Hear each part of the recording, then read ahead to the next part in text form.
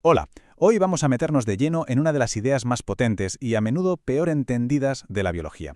Vamos a desmontar un mito, ese que dice que nuestro ADN es como un libro de instrucciones, y descubriremos por qué es muchísimo más útil verlo como un panel de interruptores inmenso y complejo. Venga, vamos al lío. Seguro que esta pregunta os suene a todos. Cuando vemos cualquier rasgo de una persona, ya sea su talento para la música o su timidez, la primera reacción es preguntar, ¿qué parte es genética y qué parte es ambiental? La pregunta del millón, ¿no? Parece lo más lógico del mundo. Pues resulta que esa pregunta, en realidad, está mal planteada de base. Es como si, al escuchar una pieza de música increíble, nos preguntáramos, a ver, ¿qué porcentaje es del violín y qué porcentaje es del músico? Es absurdo, es imposible separarlos. Necesitas el 100% de los dos para que exista la música. Buscar porcentajes aquí no nos lleva a ninguna parte. Y la clave de todo esto es que no se puede tener un rasgo sin los genes que lo guían, ni tampoco sin un ambiente que lo moldee. No es una suma de 50 más 50, para nada.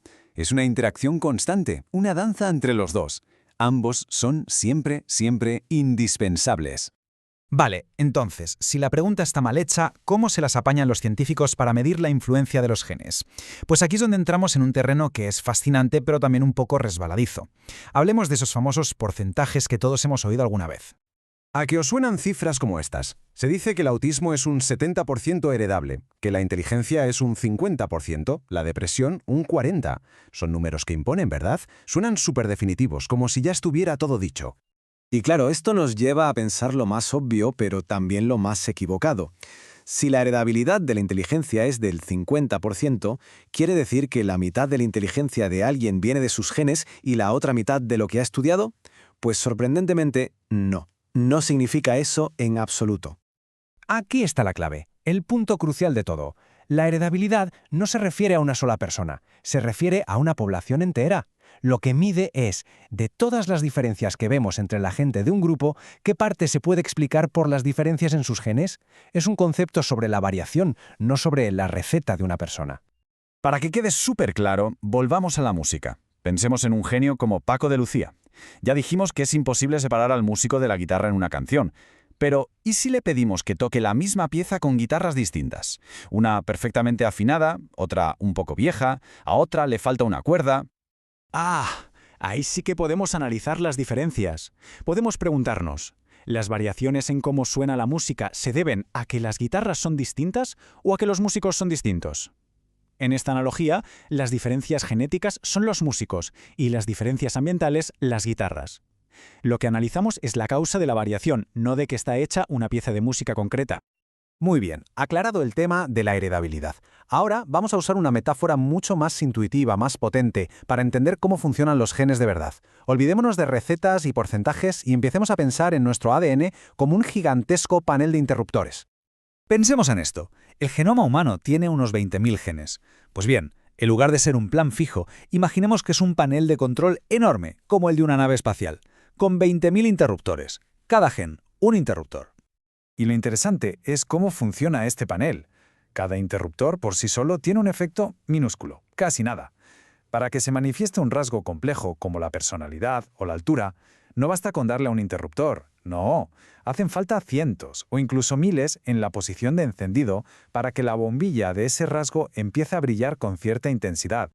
Y aquí está la magia de la individualidad.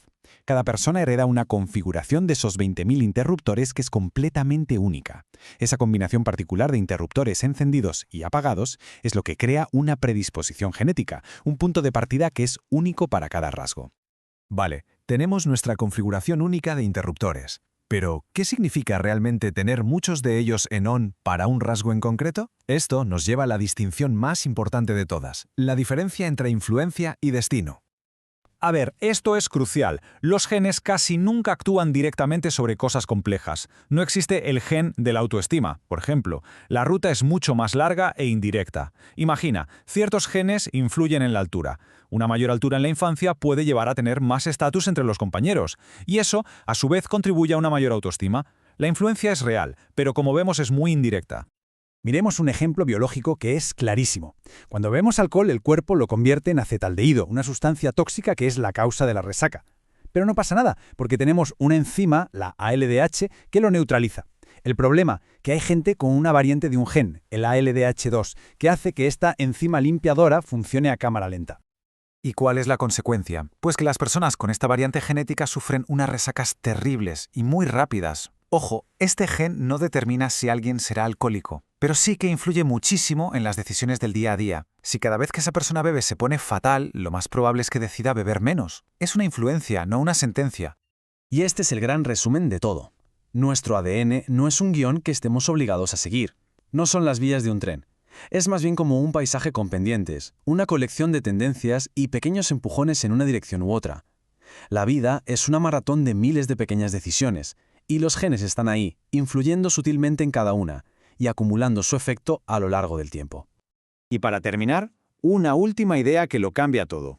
Hemos hablado de que heredamos una configuración de interruptores, pero ¿y si las experiencias que vivimos, la nutrición, el estrés, pudieran cambiar la posición de esos interruptores a lo largo de nuestra vida?